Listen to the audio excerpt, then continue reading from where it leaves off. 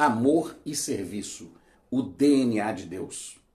Fala, minha gente, hoje vamos tratar de um tema muito importante. Mas antes, para quem não me conhece, eu sou o professor Ioséias, seu professor de Teologia e Bíblia. Sabe, a gente fala muito sobre amor e serviço, mas será que de fato a gente realmente entende a profundidade desses conceitos na vida cristã?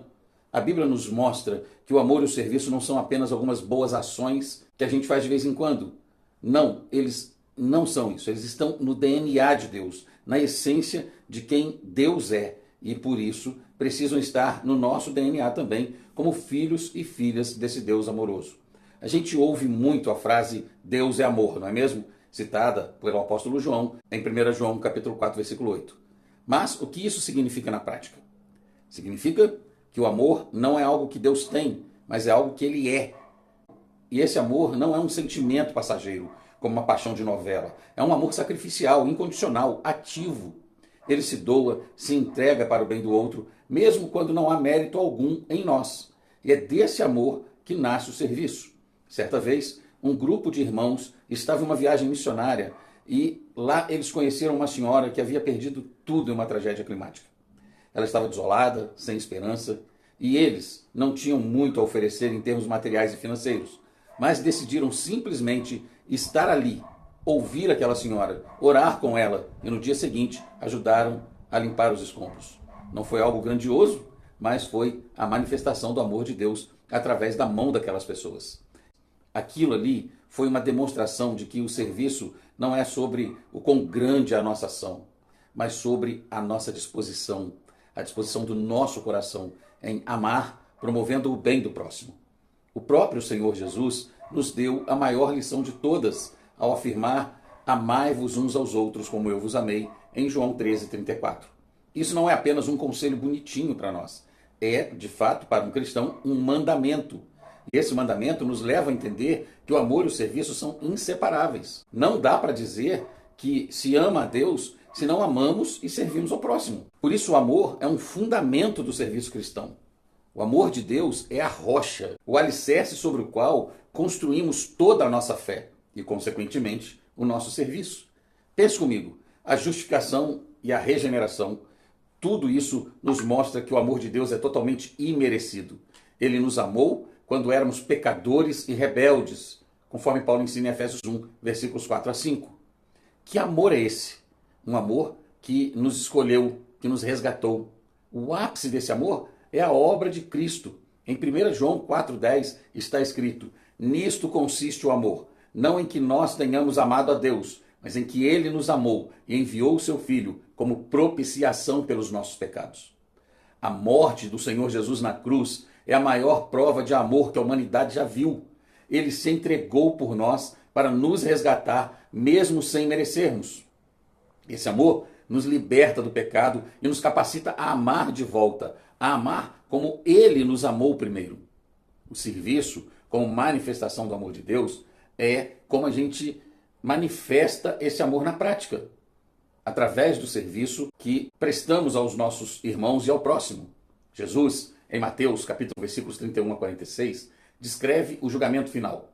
E o que é que ele usa para a separação do justo dos injustos? Não é a quantidade de orações, nem o quão grande foi as ofertas que as pessoas entregaram, mas o que fizeram ao pequenino. Jesus diz: o que fizestes a um destes meus pequeninos irmãos, a mim o fizestes. Isso muda tudo. Quando a gente serve ao próximo, a gente não está só ajudando uma pessoa, nós estamos servindo ao próprio Senhor Jesus. O serviço se torna um ato de devoção, de adoração. Ele tira o serviço do campo da caridade e o eleva para o campo da adoração.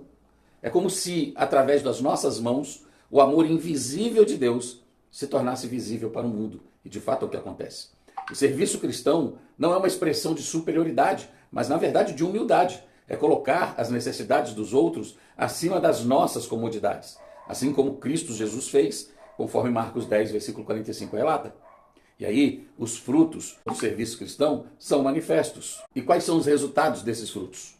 De uma vida de amor e serviço. Bom, Jesus disse em João 13,35: nisto todos conhecerão que sois meus discípulos, se tiverdes amor uns aos outros. O amor e o serviço são a nossa identidade como cristãos.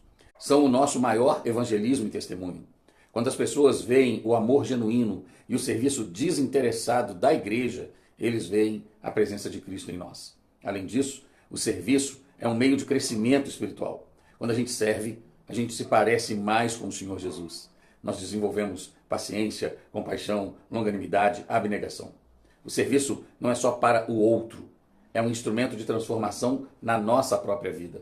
É uma oportunidade de refletir a imagem de Cristo e experimentar a santificação, crescendo naquele que é a nossa cabeça, Jesus Cristo, como Paulo fala em Efésios 4,15. Viram como o amor e o serviço são incomparáveis e são inseparáveis e fundamentais para uma vida cristã autêntica? Não é uma opção, é uma resposta ao amor imensurável de Deus. A verdadeira motivação para o serviço não é buscar reconhecimento, mas sim gratidão e obediência ao chamado de Deus. É através desse serviço que podemos testemunhar o amor de Cristo ao mundo, porque primeiro foi revelado a nós e em nós. Para você, meu querido mestre, preparei algumas possibilidades de atividade para a sala de aula quando você estiver compartilhando para o seu grupo de discipulado. No início da aula, peça aos seus alunos para escreverem um post-it, uma palavra que defina o amor. Depois, faça uma nuvem de palavras colando aqueles post-its na lousa, se você tem um quadro disponível, agrupando termos semelhantes.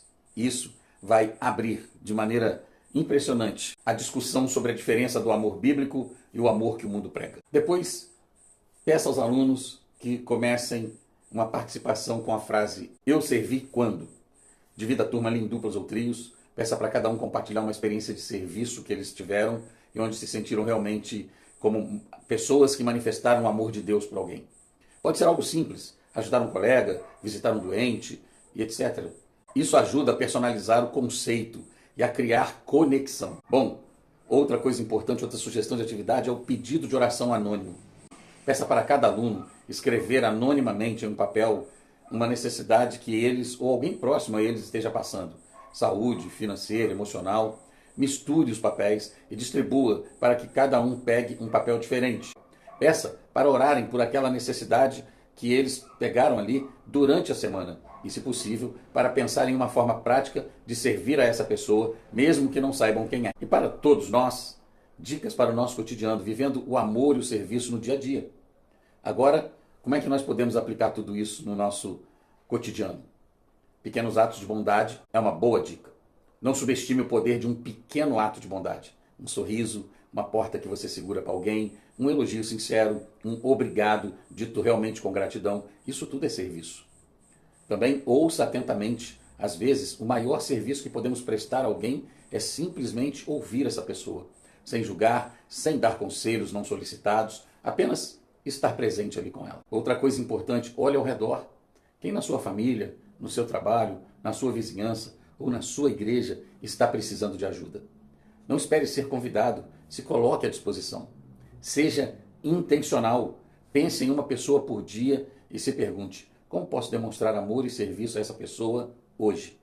Pode ser uma mensagem, um gesto, uma oração específica. Também pratique o desapego. O serviço verdadeiro muitas vezes exige que a gente abra mão do nosso tempo, do nosso conforto, dos nossos planos. Esteja disposto a isso. E por fim, meus queridos, que tal começar hoje a praticar um ato de amor e serviço intencional? Conte aqui nos comentários qual foi a sua experiência. E se você gostou desse vídeo, não se esqueça de deixar seu like, compartilhar com seus amigos e se inscrever no canal para mais conteúdos como este. Toda semana estamos compartilhando aqui um estudo bíblico que vai ser relevante para você e que vai te ajudar a aplicar também na sua classe de EBD e no seu grupo de discipulado. E juntos vamos refletir mais sobre a imagem de Cristo e sobre ser agentes de transformação no mundo.